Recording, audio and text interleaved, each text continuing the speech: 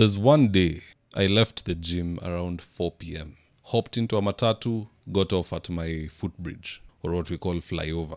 And so as I'm going up the staircase, I see some guy. We've always known him to be mad since I was a kid. People would even give him the butt of the cigarette to smoke, and he would smoke. He wouldn't know the difference. So I saw that guy. I didn't think much of it. I went on my business, got home, showered, and then I slept. When I slept, I dreamt of myself going to that exact same footbridge where he usually sits under for shade probably, and I was giving him shoes. And if you've watched this platform long enough, you'll know that I'm a big advocate of always writing down your dreams, because some are communications from God, some are warnings, some are attacks. So I always just journal. So I woke up, wrote it, whether it makes sense or not, I wrote it. And in the course of the day, I'm thinking, so what is this all about? I'm dreaming of myself giving that guy shoes. So I said, probably God is telling me to take the shoes which I have, because I had like 4 or 5 which I don't really wear that much, and I go give this guy. So I said, okay, when I leave the gym, same route. If I see him, I'll tell him, hey, let's walk over to my house. Then there's something I want to give you. But when I left the gym that day, he was nowhere. So I said, forget about it. I went home. But that thing was bothering me so much. So I prayed and I told God, if truly this dream is from you, I've passed there, I've not seen that guy. It is now around 7 p.m. The odds are even terrible to meet him at this point. But I'm going to package these shoes in a big paper bag. I'll walk there.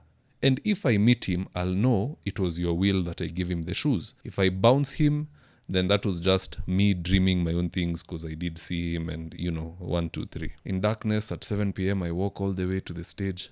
I look for him, I can't find him. Then I look at a distant wall. There was a white wall along that lane. And I see a guy seated there. Something just told me to walk up to him. And I walked up to him.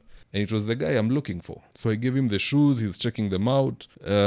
He's happy, of course. And then somebody, a third party, who was selling some fruits there, shows up and asks me, unaelewa huyu jamaa? Do you know his story? I'm like, yeah, I know him. I've always seen him from the time I was a kid. He's kind of crazy. That's what we know him for. But either way, these are his shoes. He said, that's okay. And he left. I meet this same guy who I gave shoes.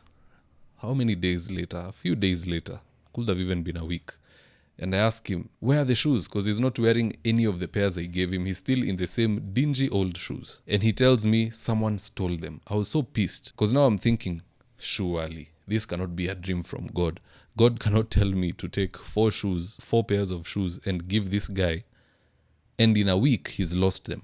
What could have been the point of that dream then?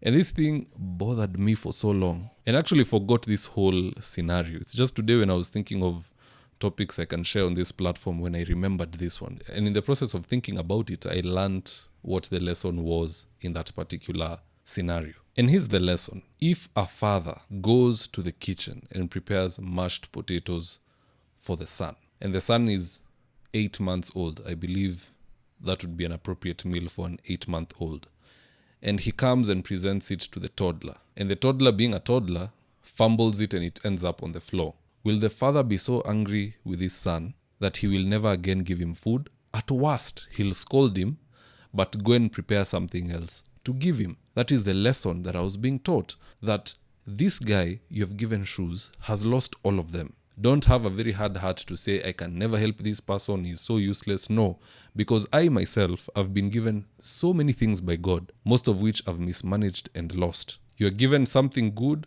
you mismanage it, you lose it. Is that to say God will never bless you again? God is rich. He can bless you again. But he had to teach me that lesson. By me giving this guy shoes, expecting a wonderful story to come out of that whole ordeal, instead I'm hearing he was robbed. And I was so mad at him. But that was a lesson to teach me that out of love, you will give. And even when you give, if it is mismanaged or managed, if you're called upon a second time to give, you will still give. For instance, in Joel chapter 2, verse 25 to 27, it says, I will restore to you the years that the swarming locust have eaten, the hopper, the destroyer, and the cutter, my great army which I sent amongst you. You shall eat in plenty and be satisfied, and praise the name of the Lord your God, who has dealt wondrously with you. So in Joel chapter 2, verse 25 to 27, what we are learning is that God is telling the Israelites, I will restore what the locust has eaten. What you've lost, I'll give you. Just relax. And that's the lesson I learned